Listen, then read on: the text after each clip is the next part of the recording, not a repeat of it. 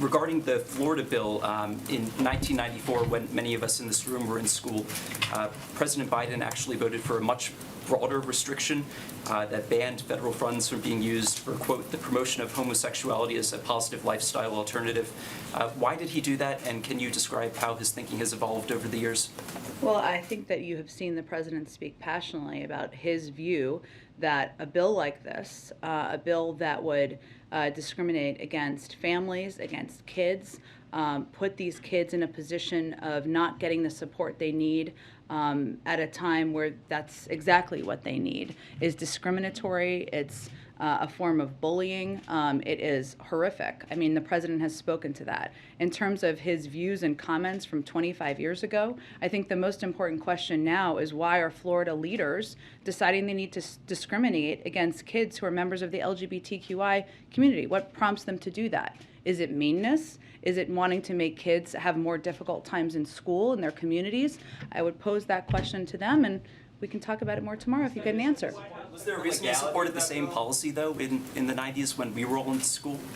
I think what's important to note here is how outspoken the president has been against discrimination, against kids, against members of the LGBTQI plus community, and what we're looking at here is a bill that would propagate misinformed, hateful policies and impact children. So that's the question. I hope maybe you can pose that to some of the leaders in Florida. Maybe they'll return your phone calls, and I look forward to having that conversation with you.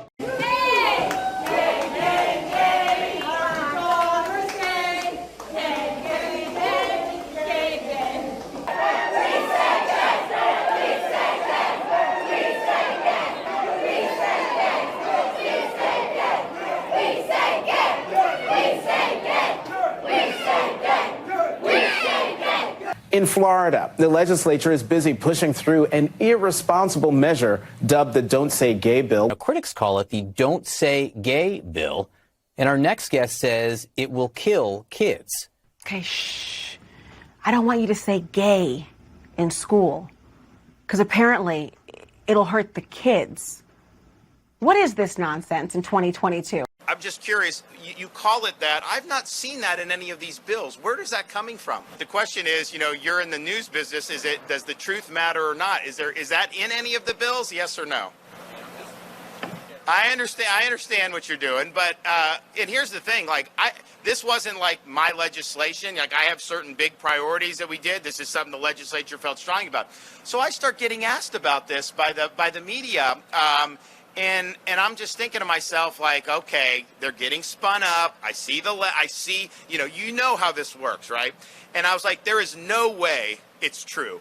And I didn't even look at the bill yet. I just knew it wasn't true. And so you actually look at the bill, and it says no sexual instruction in grades pre-K through 3. Well, I think that what you've seen, and there's been reports in Florida, different parts of the country, is schools keeping parents out of these decisions. And I don't see how you can do that. Yes, unfortunately, in our society, not every parent does a great job.